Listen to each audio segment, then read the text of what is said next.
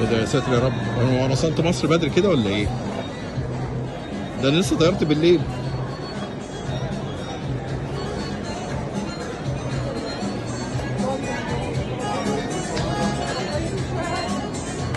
ثلاث دقات هنا في اسطنبول.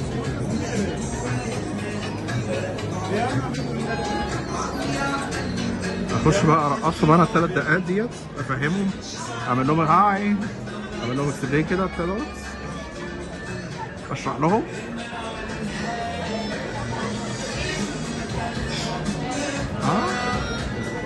بيتكلموا عربي.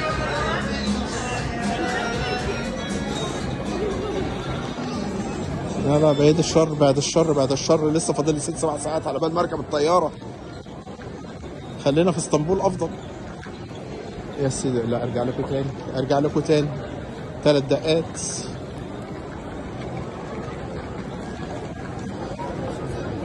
خلينا احنا ايه، خلينا في موضوعنا على رأي الفيلم بتاعنا المصري دوت. وموضوعنا حكاية، قصة ما بتنتهيش.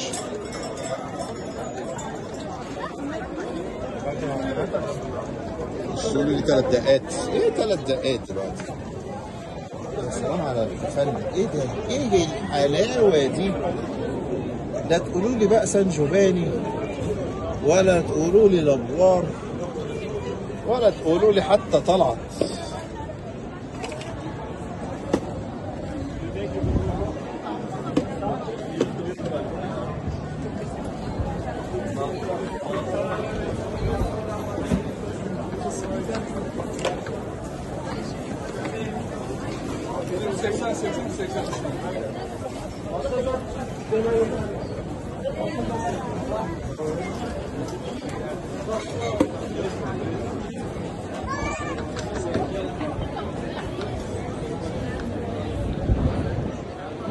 عايز اقعد بقى في حته بقى كده اتغدى،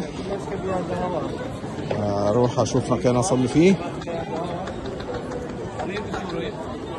وبعد كده استكمل بقى ايه الحوار اللي مش هينتهي في اسطنبول ده.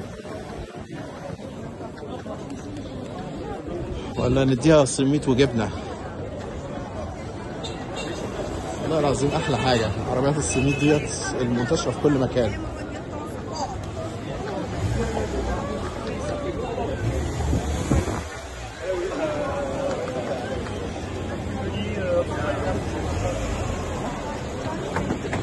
لا بقى، ده انتوا مستقصديني بقى. لا حرام عليكم بقى، حرام عليكم بقى يا جماعه بقى. نبدا من اول وجديد بقى، نبدا من اول وجديد. ده مين؟ بابا حسني. وده مين؟ عمو سعيد.